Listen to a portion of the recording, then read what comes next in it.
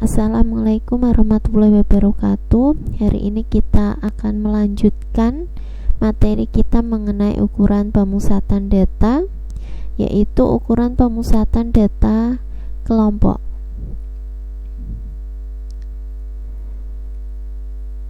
Untuk ukuran pemusatan data kelompok, kita akan mempelajari min, median, dan modus. Yang pertama adalah min atau rataan untuk data kelompok. Nanti kita punya dua rumus. Yang pertama adalah X bar sama dengan sigma Fi dikali XT dibagi dengan sigma Fi. Dengan Fi menyatakan frekuensi kelas ke I dan XT adalah titik tengah kelas interval. Selanjutnya, rataan bisa kita cari dengan menggunakan rumus rataan sementara. Nah, rumusnya adalah X bar sama dengan X bar S ditambah sigma FD dibagi sigma F. Dengan X bar S adalah rata-rata sementara, XT titik tengah kelas interval, dan D sama dengan XT dikurangi X bar S. Selanjutnya, median. Median adalah nilai tengah dari data yang telah disusun berurutan mulai dari yang terkecil sampai dengan yang terbesar. Pada data kelompok, median bisa dicari dengan menggunakan rumus ME sama dengan TB ditambah setengah N min FK dibagi F dikali P. Dengan TB menyatakan tepi bawah kelas median, N adalah banyaknya data, FK frekuensi kumulatif sebelum kelas median, F adalah frekuensi median, dan P panjang kelas interval. Selanjutnya yang terakhir adalah modus. Sebelumnya juga sudah pernah kita bahas bahwa modus adalah nilai data yang sering muncul atau data yang paling banyak frekuensinya.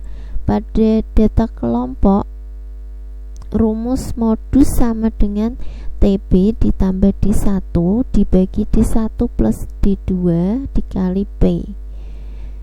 Dengan TB adalah tepi bawah kelas median, D1 frekuensi modus dikurangi frekuensi sebelumnya, D2 frekuensi modus dikurangi frekuensi sesudahnya, dan P adalah panjang kelas interval. Untuk lebih memahami mengenai ukuran pemusatan data kelompok, kita lihat contoh. Tentukan min, median, dan modus dari data berikut. Oke, disediakan data. Pada tabel distribusi frekuensi ada 7 kelas. Yang pertama, coba kita mencari min dengan menggunakan cara 1. Jadi kita tambahkan 2 kolom. Kolom ketiga kita gunakan untuk mengisi XT-nya, dan kolom keempat kita gunakan untuk menuliskan FI dikali XT. Jadi XT ini adalah titik tengah. Titik tengah pada kelas pertama bisa kita cari dengan menggunakan rumus XT sama dengan kelas pertama kan batas bawah 50 dan batas atasnya 54. Kita jumlahkan, selanjutnya dibagi 2. Nah, kita peroleh XT untuk kelas pertamanya adalah 52.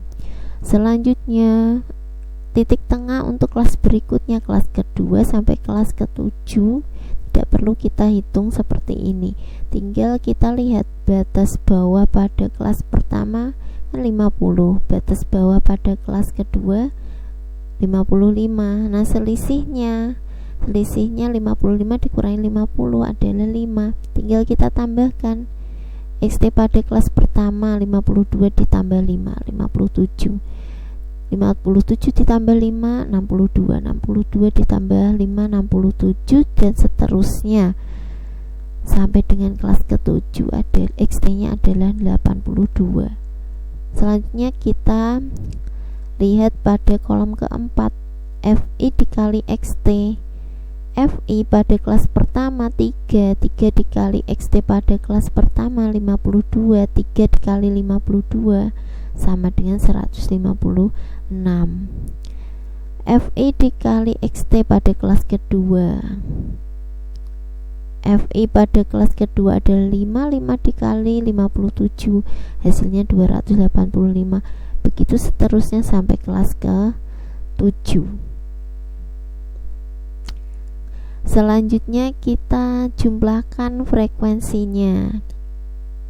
Nah, ternyata frekuensinya 40 dan sigma FI dikali XT adalah 2710, sehingga kita bisa masukkan rumus X bar sama dengan sigma FI dikali XT dibagi sigma FI.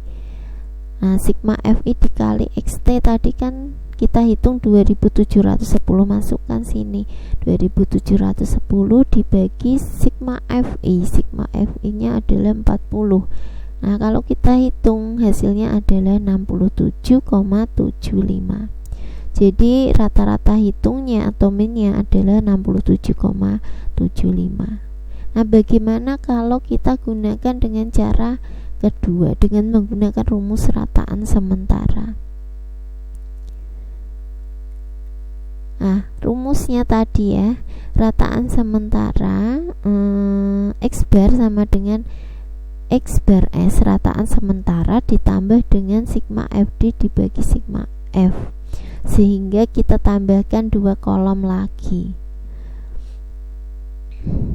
Nah, untuk memilih X bar S rataan sementaranya, kita pilih data yang letaknya di tengah-tengah.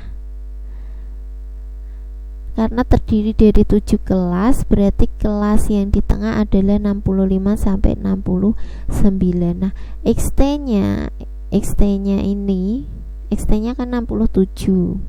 Nah, 67 ini adalah X bar S-nya. Jadi X bar S-nya adalah 67 ditambah, nah kita cari kolom D-nya. D tadi kan, D adalah selisih antara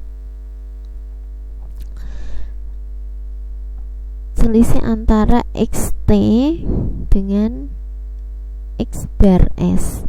Jadi XT-nya ini juga sebagai X bar S, selisihnya berarti 0. 67 dikurangi 67, 0. Yang ini pada kelas ketiga, ada kelas ketiga berarti 62 dikurangi 67, hasilnya min 5. Pada kelas kedua 57 dikurangi 67 min 10. Pada kelas pertama 52 dikurangi 67 adalah min 15. Selanjutnya untuk kelas kelima 72 dikurangi 67 adalah 5. 77 dikurangi 67 10. 82 dikurangi 67 adalah 15. Kemudian kolom berikutnya F dikali D. Masing-masing kelas kita hitung F dikali D. Untuk kelas pertama F-nya 3, D-nya min 15 dikalikan, hasilnya min 45. Untuk kelas kedua F-nya 5, D-nya min 10 dikalikan, hasilnya min 50. Ketika dijumlahkan kita dapatkan sigma FD-nya adalah 30. Masukkan ke rumus. Kita peroleh hasil penghitungannya adalah 67 ditambah 0,75. Kita peroleh 67,75. Sama hasilnya dengan cara 1 tadi. Selanjutnya yang B, kita menghitung median. Yang pertama kali kita lakukan adalah menentukan letak medianya. Caranya kita tentukan setengah dikali N. Nah, setengah dikali N adalah banyaknya data. Tadi ada 40, jadi setengah dikali 40 sama dengan 20. Jadi kelas median terletak pada data ke-20. Data ke-20 kita lihat, data ke-20 berarti pada kelas 65 sampai 69. Nah, FK ini adalah frekuensi kumulatif. Jadi frekuensi kumulatif kita peroleh dari frekuensi kumulatif.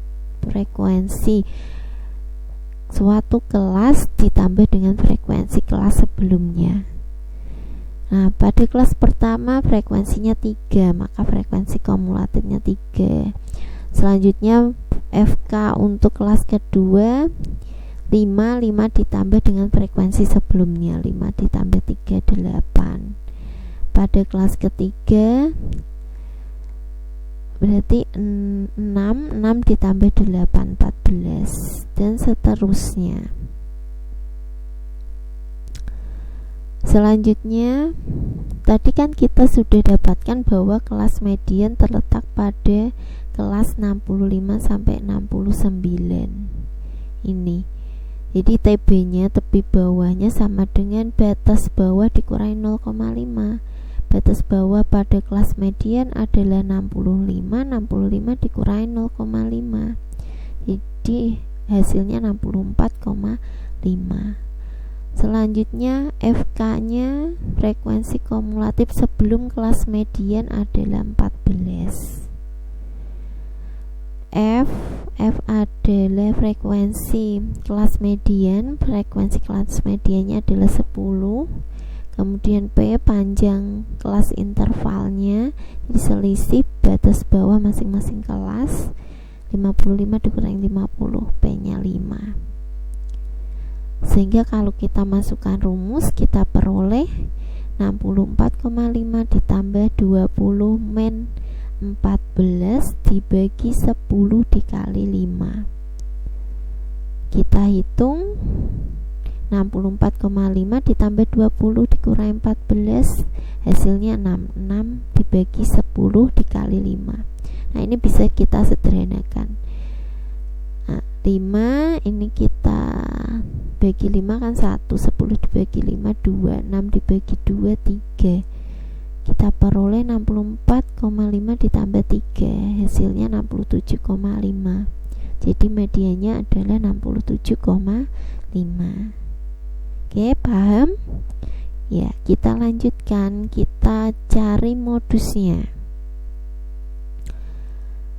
Nah, modus adalah nilai yang paling sering muncul atau kelas yang memiliki frekuensi paling banyak. Kita lihat kelas mana kira-kira yang memiliki frekuensi paling banyak. Ya, yang frekuensinya 10 adalah kelas 65 sampai 69. Jadi modus terletak pada kelas 65 sampai 69. Nah, kita tentukan TB-nya. Tepi bawahnya 65 dikurangi 0,5 adalah 64,5. Nah, D1 adalah selisih frekuensi pada kelas median, pada kelas modus dikurangi dengan frekuensi sebelumnya. Jadi 10 dikurangi 6, hasilnya 4. Sedangkan D2 selisih antara frekuensi kelas modus dengan frekuensi sesudahnya. 10 dikurangi 5, D2 nya 5. Nah, panjang kelas intervalnya 5. Ya, panjang kelas intervalnya dari selisih antara masing-masing kelas. Kelas pertama dengan kedua 50 menjadi 55, selisihnya 5. Kita masukkan rumus modus sama dengan tepi bawahnya 64,5 ditambah D1 nya 4 dibagi D1 ditambah D2, 4 ditambah 5 9 dikali P nya 5.